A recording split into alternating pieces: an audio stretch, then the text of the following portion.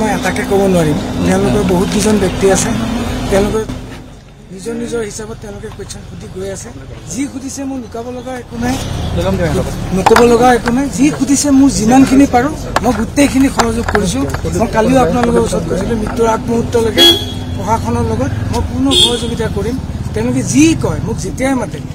CID হওক SIT হওক CBI হওক মই প্ৰত্যেকেই ইয়াত নহয় বেলেগত যাব লাগে মই তালৈকে যাম মই মৃত্যুৰ আগমুহূৰ্তলৈকে যুঁজিম দাদাৰ কাৰণে ন্যায়ৰ কাৰণে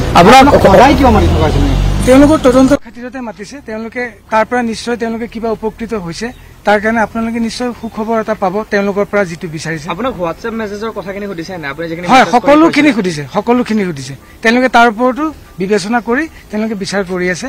আপোনালোকে নিশ্চয় তেওঁলোকৰ পৰা ভাল খবৰ পাব আপোনাক তেওঁলোকৰ লগতে ৰাখিছে ঘৰ যাব দিয়া নাই মই ঘৰত গৈছো ডেইলি মোক ৰাতিপুৱা যিটো টাইম কৈছে মই তাৰ এডভান্সলিয়ে মই আহি গৈছো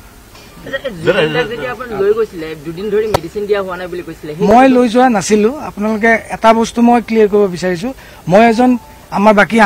8জন যেনেকে মিউজিচিয়ান থাকে আমাৰ সাউণ্ড সিস্টেম থাকে আমাৰ গাড়ীৰ ড্ৰাইভাৰ থাকে আমি সকলোৱে এটা মেনেজমেন্টৰ আন্ডাৰত আমাক যেতিয়া কয় য'ত যাবলৈ কয় আমি তালৈকে যাওঁ তেওঁলোকে য'ত যাব দিয়ে য'ত থাকিব দিয়ে আমি তাতেই থাকো আমি সেই মেনেজমেন্ট আমি দাদাক লৈ যাব নোৱাৰো সকলোতে মোক নেদেখে অকল মই দাদা যোনদিনা দাদাক ইয়াতে লৈ অহা হৈছিল সেইদিনাখন ময়ো একেলগে আহিছো সেইদিনাখনৰ পৰা মই ঘৰত আছো মোৰ ফোন মোৰ সকলো বস্তু প্ৰশাসনে চিজ কৰিছে সেইকাৰণে মই বৰ্তমান ময়ো আপোনালোকৰ নিচিনা একেই যে ক'ত আছে তেওঁলোক ময়ো সঁচাকৈ গম নাপাওঁ প্ৰশাসনে তাৰ বিচাৰ দিব মই প্ৰথম দিনাৰ পৰাই কৈ আছো দাদা সৰু সজাইত থাকোঁতে দাদাৰ অন্ত্যেষ্টিক্ৰিয়াৰ সময়তো মই সদায় যিহেতু ষ্টুডিঅ'ত মই আজি 10-15 বছৰে ৰেকৰ্ডিং কৰি আছিলো সেইটোতো বেলেগেই দাদাৰ লগত নিজৰ এটা ভাই সুলভ ৰিলেশ্যন এটাত আছিলো চব মইনো সবেই যিহেতু যাব বিচাৰে মইনো কিয় নিবিচাৰিম মই আজি নহয় মই প্ৰত্যেক দিনে বিচাৰি আহিছো কিন্তু প্ৰশাসনৰ যিটো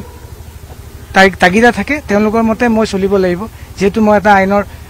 কাঠবেৰৰ ভিতৰত আছো হয় ধন্যবাদ